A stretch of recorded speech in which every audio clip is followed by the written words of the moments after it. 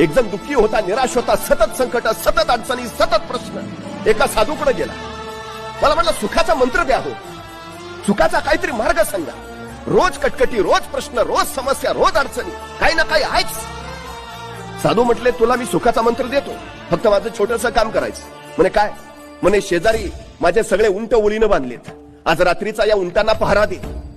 ज्या क्षणी सगळे उंट झोपलेले तुला दिसतील किंवा बसलेले दिसतील, त्या क्षणी तू माझ्याकडे ये, मी तुला सुखाचा मंत्र देतो. त्याला म्हटलं एवढं सोपं काम, तयार आहे. तो लगेच त्या उंटाकडे गेला, रात्रभर पहारा द्यायला लागला.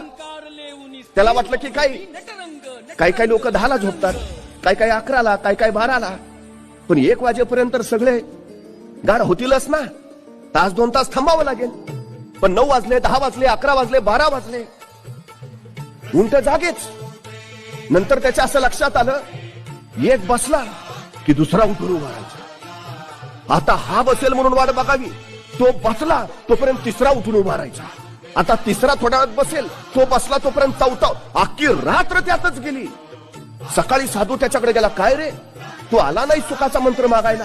अहो म्हटलं तुम्ही काय सांगितलेलं, ज्या क्षणी हे सगळे उंट एका वेळी बसतील किंवा झोपतील त्यावेळी माझ्याकडे रात्रभर थकून गेलो, टक्का जागा आहे, अशी वेळच आली नाही की ज्या क्षणी सगळे उंट बसलेत किंवा झोपलेत, एक बसला की दुसरा उठतोच आहे.